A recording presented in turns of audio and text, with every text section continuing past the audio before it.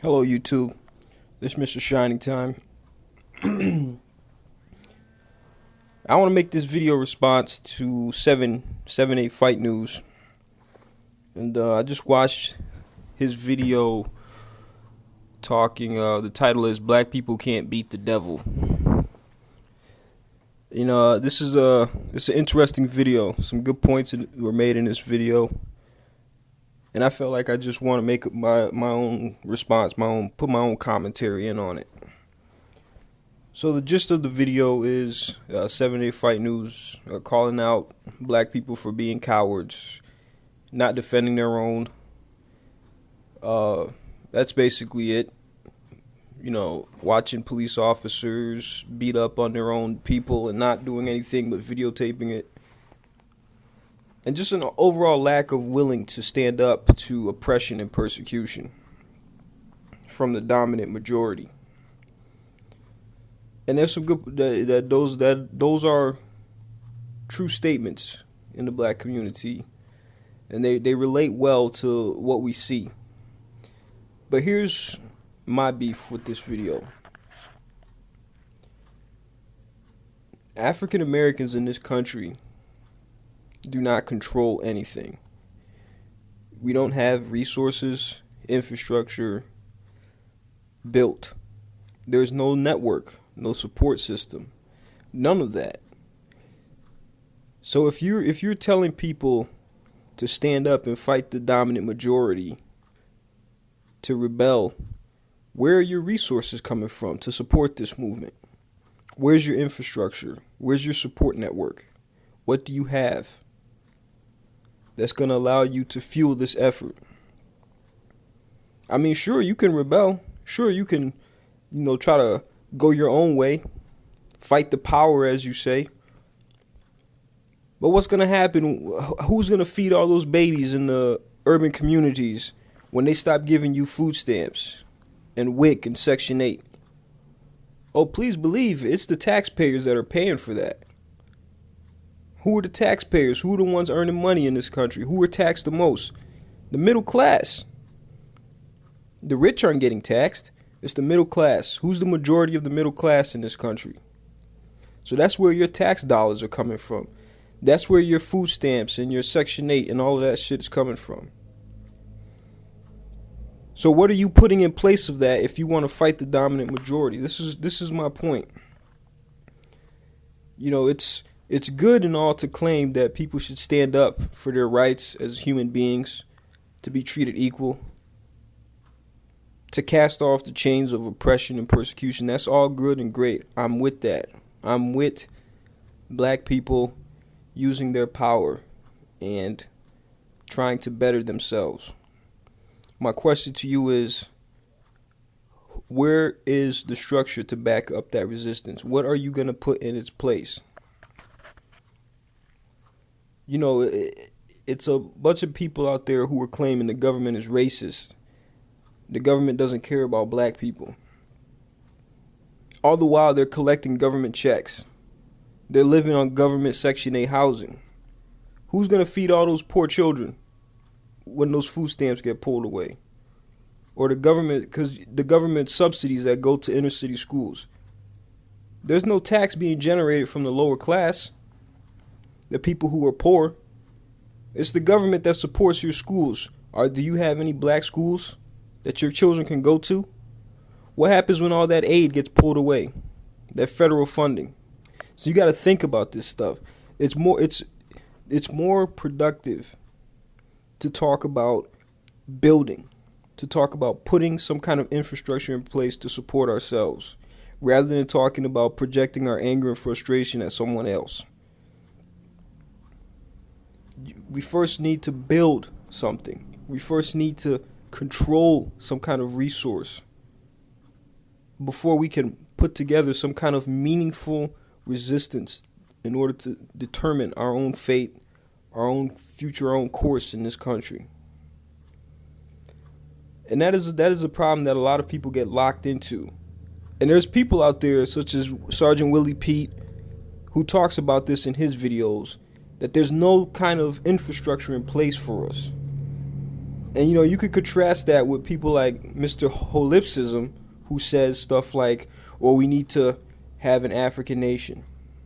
We need to have black people in power. We need to have a black structure, a black power structure. All right, well, how do you get from point A to point B?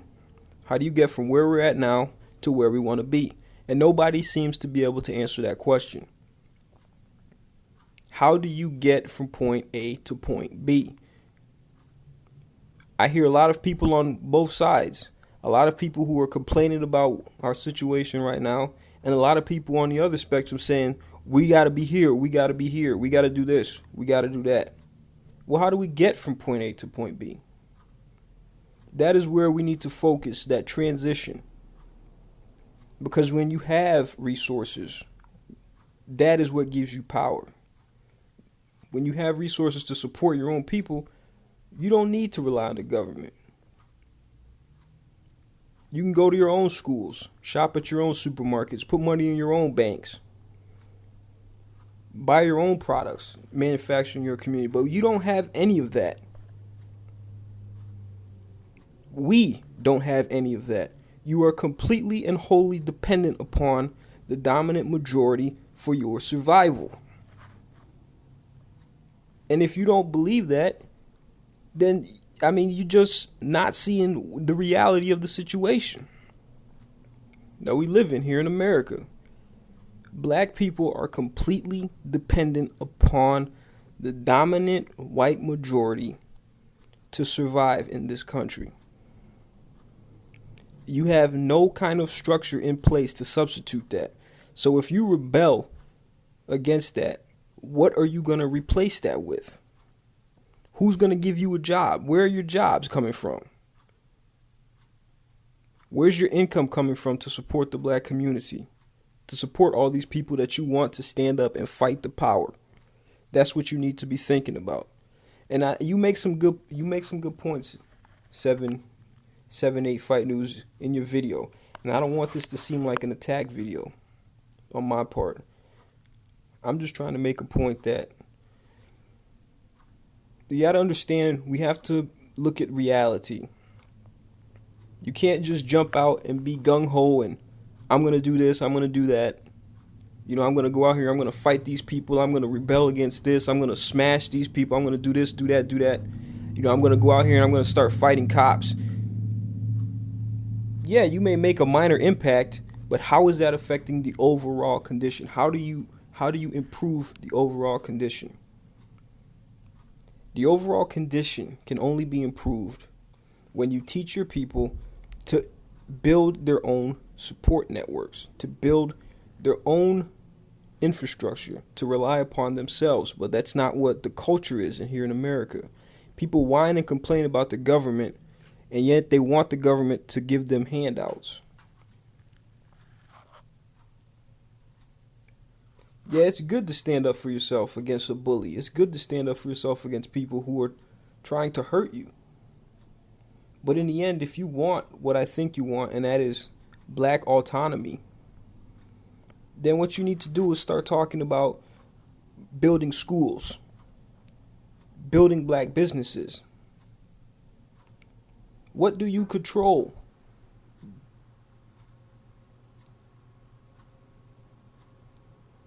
And Prophet of Doom makes this point in his videos all the time, that you're dependent upon the people you're lashing out against.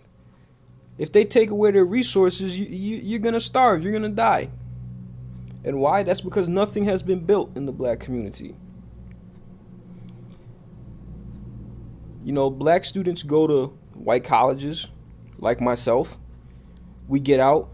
We go out into corporate America or whatever, and we have to get a job predominantly run by whites, right? Think about the NCAA. All these black athletes that earn millions and millions of dollars for the NCAA. Who is the head of the NCAA? A white dude. Who is the head of all these colleges, these major colleges that these kids play for? It's not black people.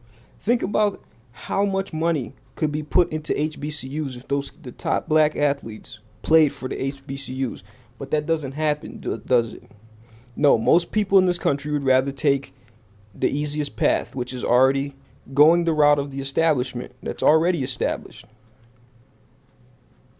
When you start convincing those kids to play for HBCUs, and you convince those HBCUs to create their own basketball network, their own basketball association, then we'll talk. Then you have power. When you control money, when you have money, then you have power. That's the way the world works today, through globalization. People with money control the world. That's all I wanted to say on this video. I hope you listen to it, respond to it. But just to summarize, biting the hand that feeds you in this situation doesn't really make any sense, since you're wholly dependent upon that person to survive. And I know there's going to be people who are going to, say throw out Uncle Tom and, you're whitewashed and, you're kowtowing to the majority, whatever you want to say. But at the end of the day, we all have to deal with reality. And you all have to look at the reality of the situation in this country. If you're not convincing your people to stand on their own 2 feet and supply themselves with everything they need to survive, then you're basically just riding a stationary bicycle as far as your movement goes. That's all I got to say. Thanks for listening.